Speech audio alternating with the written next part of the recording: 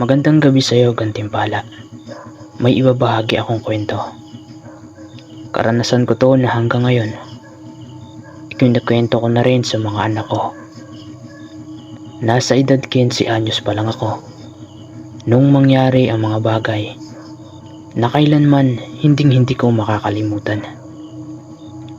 Malayo-layo pa ang pasukan. Habang gumagawa ako ng turumpo noon, nagwika ang aking ina na sa susunod na araw, bibisita kami sa lugar ni Lola. Mahigit 1 taon na rin kasi nang huling dumalaw si Mama doon. At sa unang pagkakataon, ngayon pa lang ako makakapunta doon. Gawa ng palaging si Mama lang ang pumupunta. Siyempre nag-isip naman ako na bakit kaya ngayon lang ako isinama ni Mama doon kina Lola. Agad ko namang tinanong si Mama nun.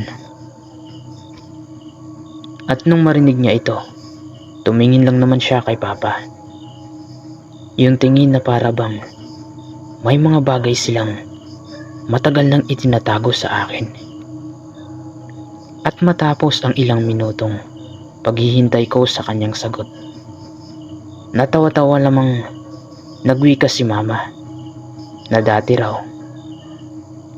araw-araw sinusumpong si Lola ng sakit nito. Ngayon lang raw kasi gumaling yung sakit niya. Tinanong ko naman si Mama kung anong sakit na dumapo kay Lola.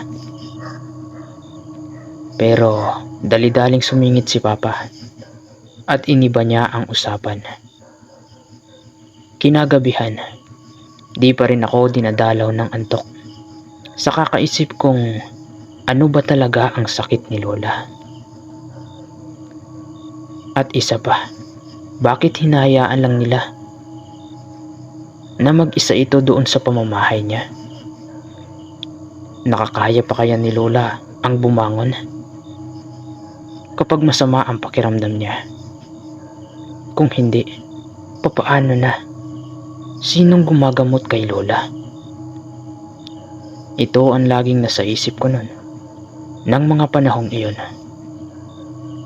At nung araw na nga ng pag-alis namin, itinanong ko ulit yung mga naisip ko kagabi.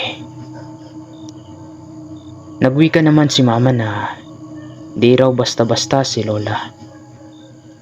Masamang damo raw iyon, kaya matagal mamatay. Pabirong wika niya pa. At kaya raw di nila ito pinupuntahan doon para alagaan. Ito kasi ang bilin ni Lola. Gusto lang raw nito na bumisita kami kahit ilang beses lang sa 1 taon. Nung marinig ko yon, unti-unti na akong humanga kay Lola. At isa pa, ano kayang itsura ni Lola? Tanong ko noon sa aking sarili. Maraming pumapasok sa isipan ko noon. Gantimpala na gusto kong mangyari at malapit na yung maganap sa kwentong ito. Habang nasa biyahe kami noon, di ko naman maiwasang magmasid-masid sa buong paligid. At pansin kong parang wala nang gaanong kabahayan sa dinaraanan namin. At makalipas ang 1.5 oras, nagwika na yung nagmamaneho ng jeep na sinasakyan namin. Sinabi niya na hanggang dito na lang raw siya. At ayon pa rito na maraming nagsasabi yung mga tao raw na nakatira sa lugar na yon, kung hindi mambabarang, mga aswang. Kaya ayaw niyang pumunta sa looban ng lugar.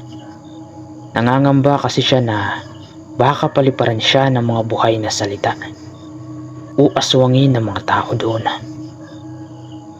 Nung marinig ko yon, agad akong tumingin kay Mama at Papa. Ngumiti lang naman sila at sinabing wag raw akong biruin ng may-ari ng jeep. Matapos noon, agad naman kaming bumaba at tinungo ang bahay ni Lola.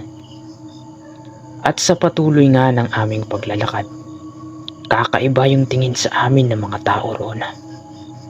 Di naman lahat, pero yung iba, namumula ang mga mata nun. At nung nasa harap na kami ng pinto ni Lola, agad naman siyang tinawag ni Mama sa pangalan niya. Maya-maya pa, may dahan-dahan nang bumukas ng pinto. Namumula ang mga mata ni Lola ng mga oras na yon. Subalit, nang mamukhaan niya si Mama, bigla itong ngumiti, sabay yakap kay Mama. Hanggang sa tumingin siya sa akin. Binati ko naman si Lola nun, sabay yakap rin dito. Sinabi ni Lola na ang bilis lang ng panahon at ang laki ko na raw. Di niya nga daw kami agad nakilala. At nang pumasok na kami, maayos naman ang loob ng pamamahay ni Lola. Ngunit may kakaiba lang itong amoy. At habang nakaupo kami, bigla kong tinanong si Lola kung ano ba yung amoy na yon. At nung mga oras na yon, tumingin si Lola sa akin habang nakangiti at sinabing ganun raw talaga ang amoy ng bahay niya, gawa ng, ayon sa kanya, purong kaputikan ng likod ng pamamahay nito. Dagdagan pa ng mga dumi ng baboy na alaga ng kapitbahay niya, na malamang raw ito ang naaamoy ko. Lumipas na nga ang hapong iyon.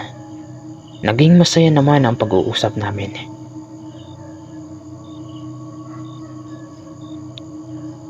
At wala pa akong nakikitang kakaiba kay Lola ng mga panahong iyon.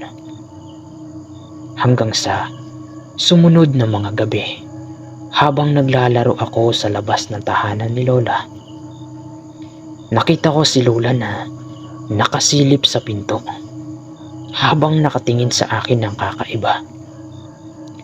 Mula nun, halos di ko na nakakausap si Lola tuwing sasapit ang hapon. Ngunit kapag umaga, palagi ako nitong nilalaro at makikita ko sa pagmumukha niya ang tuwang kanyang nararamdaman. Isang hapon, kakatapos lang namin kumain nun, nang biglang sinabi ni Mama na huwag raw sana akong matatakot kay Lola, gawa ng may sasabihin siya sa akin. Ayon kay Lola na di raw ordinaryong sakit ang dinadala niya, kundi ang pagiging isang aswang na naghahanap ng masasalina ng sumpa. Di lang naman ako umimik nun. Ngunit magkaganon man, mas nanaig pa rin ang pagmamahal ko kay Lola. Kaya wala akong pakialam nun kung aswang man siya. At sa mga sumunod na araw, habang papasok ako sa loob ng bahay, nakarinig ako ng pag-atungal ng isang pusa. At nanggagaling yun sa likod ng bahay. At nang dahan-dahan ko itong sinilip, nakita ko si Lola. Nakatuwad at puno ng putik ang buo nitong katawan. Napalunok na lang ako ng laway na namumuo sa aking lalamunan nung mga oras na yon.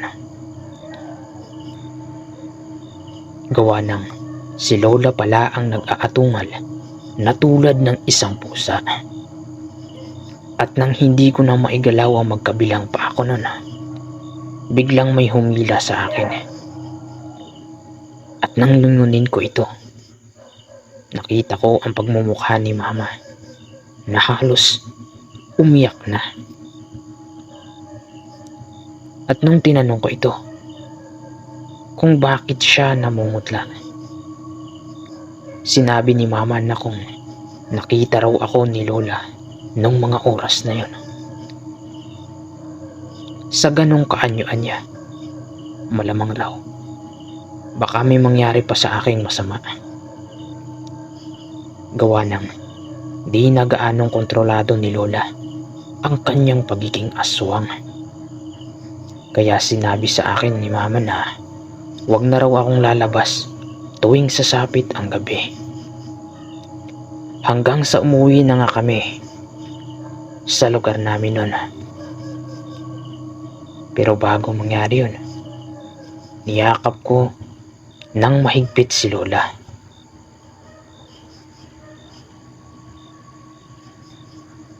Sinabi ko rin na alagaan niya ang sarili niya at palaging mag-iingat. Umiyak lang naman si Lola ng mga oras na yon. Masaya raw siya at kahit papaano, itinuring pa rin siyang magulang ng mga anak niya. Kahit ganun na ang kalagayan niya. Kaya magpahanggang sa ngayon, kahit may mga anak na ako, di ko pa rin makalimutan ang mga karanasang iyon. At dito na nga nagtatapos ang kwento ko, gantimpala, na pinamagatang ang pagbisita kay Lola.